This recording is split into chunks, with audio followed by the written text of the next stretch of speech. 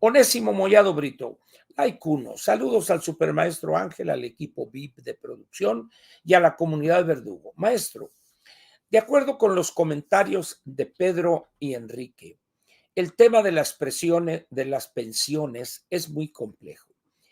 No tenemos sistemas justos ni para todos y sin sustento. Existen muchos privilegiados en varias paraestatales y por ahí deberían empezar los ajustes. Puede ser difícil socialmente que se acepte. Vamos a ver. Lo primero que debo decir, Onésimo, es que reconozco mi equívoco, mi error. Yo pensé que iba a tener el programa una mayor audiencia. Reconozco que sobreestimé a los mexicanos. La verdad es que es un tema que a pesar de la gravedad del mismo, tal parece que a nadie le interesa. Ahorita llevamos 21,000 o 22,000 vistas, una cosa así, ¿verdad? Que es para un problema de esa magnitud, deberíamos llevar mucho más. Pero ¿qué es lo que sucede? Al mexicano hay cosas que no le generan la menor preocupación. El problema de las pensiones es un problema de una complejidad que incluso algunos especialistas no alcanzan todavía a justipreciar. Parece que con un cambio aquí, que con una medidita acá, y que si esto, no. El problema de las pensiones es un problema que tiene que ver con la esencia misma del Estado mexicano en su papel como, vamos a decir, árbitro en materia de justicia social. No le importa ni a los gobernantes, ni a los legisladores, y ni a los mismos mexicanos. Tú haces un planteamiento de que deberían empezar los ajustes por las paraestatales. No. El problema de las pensiones hay que entrarle de lleno al mismo tiempo. ¿Por qué razón? Vamos a suponer que intentemos entrarle a lo que tú planteas, las paraestatales, que serían fundamentalmente dos, junto quizá con la banca de desarrollo por los privilegios que hay ahí y también quizá el seguro social, ¿verdad? En el momento en que se anuncie siquiera eso, se vendría un conflicto de alcances inimaginables. Por eso, pues mejor hay que empezarlo todo al mismo tiempo. Pedro, en el libro que hemos comentado aquí o he recomendado, es un libro escrito el 2012, hace una docena de años, y ahí Pedro hace unos planteamientos interesantes y uno de ellos es el Sistema Nacional de Pensiones. Posteriormente a la aparición de ese libro, apareció un trabajo interesantísimo del Centro de Investigación Económica y Presupuestaria. No conozco un trabajo mejor que este. Aquí está. Pensiones en México. 100 años de desigualdad. Ahorita les voy a decir el año exacto de este gran estudio de los sistemas de pensiones en México.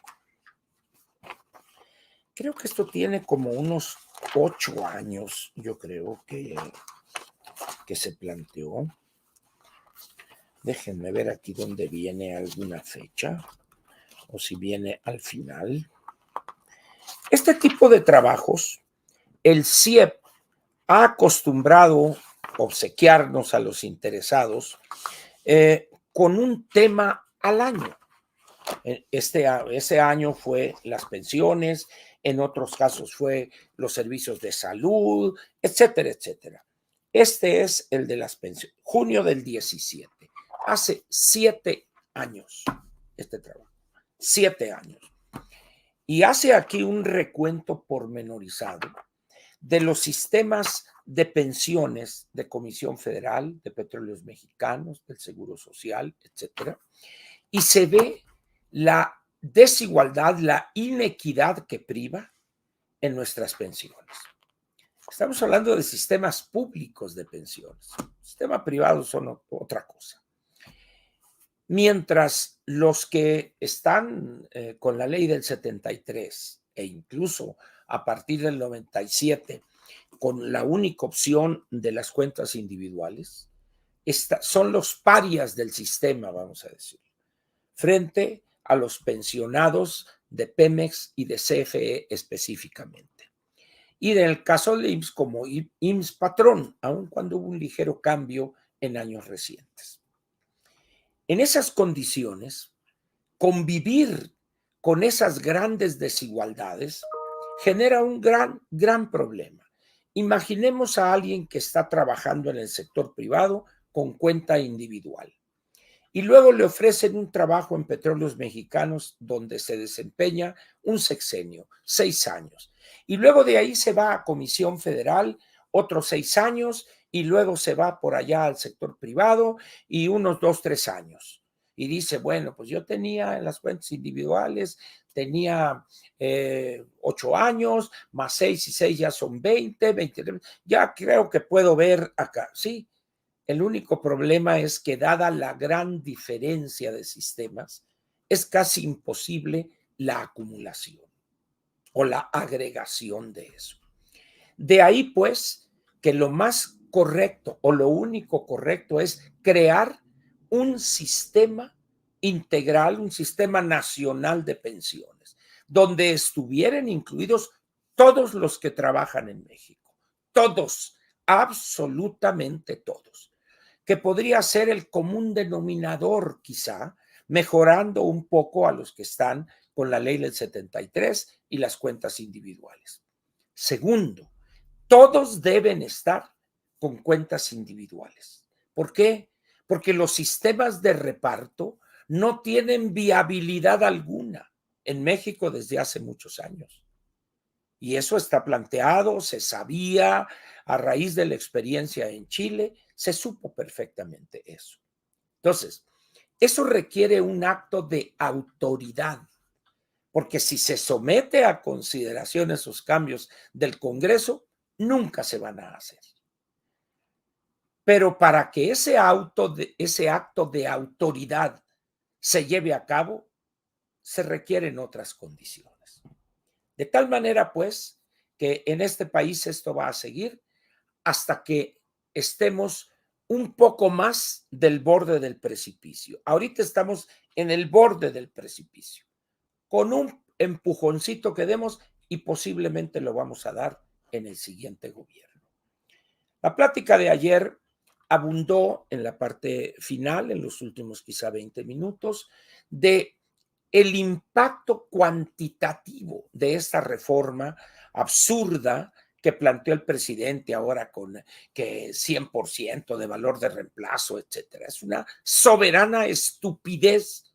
No alcanzaría el dinero, no alcanzaría el dinero para poder solventar eso. No tiene idea el presidente. De lo que sí tiene idea es del manejo electorero de las cosas.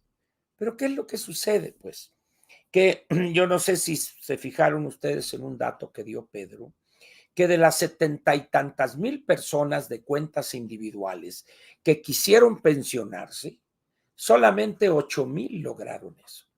Los otros casi 70,000 les dieron su negativa de pensión y ve por el dinero que tengas acumulado. Porque aún cuando se trata de las cuentas individuales, hay requisitos que el potencial pensionado debe cumplir. Es decir, el problema no es sencillo.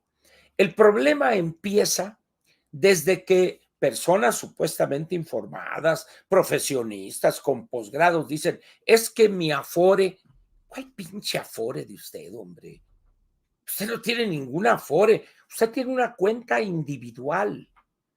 La Afore es una empresa que se dedica a administrar esas cuentas y está la parte de quien realiza la inversión, que son las CIEFORES. Y dicen, es que el gobierno quiere expropiar las Afores.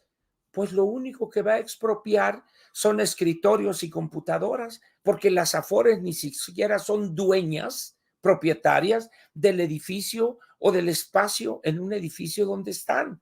Todo es rentado. Lo que hacen las Afores es, repito, administrar y darle seguimiento, enviarle su estado de cuenta, pero todo se hace eso sin problema alguno. Computadoras, etcétera, sistemas. Pero las Afores no tienen activos de gran valía. Entonces, cuando alguien dice, es que mi Afore, oye, le digo, ¿cuál tienes, eh? ¿Cuál Afore es la tuya? ¿Profuturo o Sura o cuál? No, no, no, no, no, no. Ah, bueno, entonces, ¿tienes o no Afore? No, pues sí tengo mi Afore. A ver, ¿dónde está? ¿Dónde está? ¿Qué? Es decir, luego otro dice, es que mi Infonavit, chinga, ahora ya también tienen Infonavit. Oye, le digo, ¿y a cuánto les das crédito para casas? No, no, no, no, no. Dice, es que tengo ahí un dinerito. Entonces tienes tu subcuenta de vivienda. Eso es lo que tienes ahí, un dinero, el cual, ojo, el trabajador no aporta un 5 en materia de Infonavit. Un solo 5 no aporta. Todo es aportación patronal. Entonces, cosas tan elementales como esa, las personas las ignoran. Luego dicen ahora con esta reforma, es que el presidente quiere expropiar las Afores. ¿Cómo que quiere expropiar las Afores? Hombre? Miren, el problema con nosotros es nuestra falta de memoria o nuestra ignorancia. Cuando el presidente Fox y estando el doctor Francisco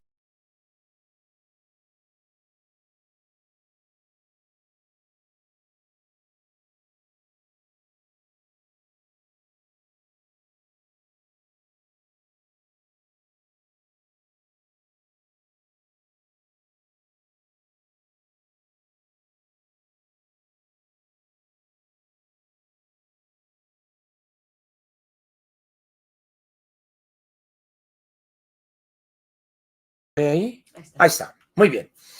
Cuando estaba el presidente Fox y el doctor Gil Díaz en la Secretaría de Hacienda, se liquidó el sistema Banrural, que eran 12 bancos regionales. Se liquidó y se creó la Financiera Rural. Después de pagarle su liquidación conforme a la ley y a lo que regía en el sistema financiero, de aquellos que no alcanzaban pensión, quedaron alrededor de 2,300, 2,500 trabajadores que sí tenían derecho porque cumplían con los requisitos de una pensión, pero no tenía dinero el sistema Banrural. Entonces, ¿qué hace Hacienda? Hacen los cálculos actuariales de esos 2,300, 2,500 y se determinó que se requería la creación de un fondo de alrededor de 20,000 o 22,000 millones de pesos. Y se creó ese fideicomiso, una ley específica, con un fin específico. Y ese fideicomiso no lo pudo extinguir el presidente de la República porque tenía un fin específico. Con ese dinero y los rendimientos se les pagaba a esos 2,300 y a medida que fueron muriendo, bueno, pues se extinguía la obligación, etcétera, etcétera. Y ahí está ese fideicomiso. Ahora bien, ¿de dónde tomó el dinero el gobierno? Muy sencillo, de Afores, de cuentas individuales inactivas en muchas Afores. Y la explicación cuando algunos dijeron, oiga, pero ese dinero de los trabajadores, y Gil Díaz contestó con esa claridad meridiana que lo caracteriza. Si conoces de alguien que tiene, que venga y reclame y se le va a entregar su dinero con los intereses de vengados. Y se acabó la polémica. Nadie ha acudido de esos trabajadores que aportaron ahí, ninguno ha acudido. En primer lugar, porque ni siquiera saben lo que tienen. Y segundo, son cantidades ínfimas. Debería ser bueno que la Comisión Nacional del Sistema de Ahorro para el Retiro diera cuentas pormenorizadas en rangos. A ver, montos menores de 1,000 pesos. Sácale. El 70% o el 60% tienen menos de 1,000 pesos. De entre 1,001 pesos a 5,000 pesos. de tal manera donde se van a encontrar que es pura chiruza financiera, así de sencillo. Ahora dicen, bueno, es que hay que realizar una campaña masiva de comunicación para avisarles a esa gente. Órale, tiren el dinero, tiren el dinero. Muchos de esos o no están en México o ya se murieron. Es decir, hay una falta de entendimiento de las cosas que lanza a las personas supuestamente informadas a decir tontería y media. Miren, hay una, no sé si sea senadora, creo que sí, la señora o señorita Mariana Gómez del Campo, y subió un video al Twitter donde casi lloraba. Es que quieren robarnos nuestras afores. A ver, cálmate, Serena Morena. ¿Cuántas afores tienes tú que te las quieran robar? Es decir, ni eso saben. Y cuando utilizan esos conceptos de esa manera tan irresponsable, generan confusión. Y luego cuando les trata uno de explicar, oye, espérame, lo que están buscando transferir o robar o lo que tú quieras, pues el verbo que quieras, es de tu ahorro, no de tu afore, es de tu ahorro, de lo que tienes allá acumulado. Y de ese dinero, solamente aportaste tú el 1.125 del 6.5% del salario base de cotización, es decir, nada, nada aportaste de eso. Luego tampoco saben que el 50-51% de los 6 billones de pesos que están acumulados en las Afores, el 52, a veces ha sido el 53%, se utiliza en la compra de papel de deuda emitida por el gobierno federal para financiar su déficit. O sea que el gobierno no necesita expropiar las Afores o robarse las Afores, no. 3 billones de pesos están financiando diariamente la operación del gobierno federal y tiene que pagar los intereses correspondientes. Pero me dice uno, oye, pero es que hay 6 billones, no 3. Sí, pero la única aportación real que ha habido son 3 billones. Los otros 3 billones son los rendimientos acumulados a lo largo de los 25 años que tiene el sistema de ahorro para el retiro. Entonces, hay una gran ignorancia, pues. Por eso ayer empezamos desde el origen del problema de las pensiones en todos los países del mundo, que es el cambio demográfico, la segunda transición demográfica, el engrisamiento de la población o el invierno demográfico, como quieran. Por eso explicamos desde ese principio. Pero no entienden. La gente no, mejor vamos a ver el partido. Bueno, está bien, vean el partido. Es decir, este ciudadano que se comporta así, durante 70, 80 años, le fue útil, le fue funcional al sistema de partidos en México, porque no protestaban, porque preferían votar por un señor vestido de mujer. Punto. Y hoy, cuando el sistema está a punto de tronar, pues tampoco les interesa porque así fueron educados. Entonces, por más intentos que hace uno de decir, etcétera, etcétera, no lo pelan a uno. Porque ellos tienen otras prioridades. ¿Quién va a ganar el campeonato este de expansión? No, quién sabe cómo se llama. ¿Quién? Pero ahorita, como este fútbol que tienen aquí es de pedorrillo, entonces ya somos muy internacionales. La Champions, la Liga Premier. Y ahí van. O sea que ya esto ni lo ven y están en otra, pues menos van a querer interesarse por esto. En esas condiciones, pues, la verdad es que pues ya estoy a punto de convencerme ya de manera definitiva que esto es una pérdida de tiempo. Así es. O sea, ¿tiene sentido estudiar, esforzarse, darle tiempo a esto? Pues al menos producción me dice, no tiene sentido, no les interesa. Y tiene razón. Entonces, como les he dicho, estoy pensando seriamente en dedicarme a vender tamales calientitos. Ya tengo ahí 2 triciclos, contratados, ¿verdad? Porque porque esto, pues, esto va a tronar, pues. Luego tenemos el caso de los banqueros, ahora la convención de banqueros. Miren, y están algunos seguidores de la ingeniera subiendo un video bipar de 2 partes. Uno, cómo recibieron a la ingeniera. Ah, aplauso, y parados de pie y todo eso. Y luego, una manera más discreta a la anticientífica.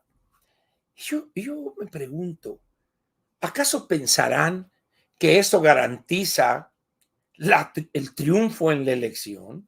¿Serán acaso tan ingenuos esos? Porque además ese es el círculo hiperrojo. ¿A cuántos en el país hoy les interesa la convención de banqueros en Acapulco? ¿A cuántos? Es una cosa mínima. Estamos en las vecindades de 100 millones de electores, pues. Entonces, da risa. Pero luego hay una entrevista muy interesante en el periódico El País de el mero mero de Barclays Bank, un banco inglés en México, donde dice, pues nosotros vemos muchas coincidencias entre las dos. Lo dije yo aquí hace meses y me mentaron la madre en cantidades industriales. Es irrelevante quién triunfe. ¿Por qué? Porque las constricciones presupuestales que habrá van a definir el margen de maniobra que tendrá el próximo presidente de la República, sea quien sea, hasta el borrachales de la Carta Blanca. Entonces, pero la gente no entiende eso y no le interesa, pues. Entonces, pero bueno, hay que seguirle, hay que pedirle por favor a la temible Chiquis que haga un editorial chico de esta respuesta. Muy bien.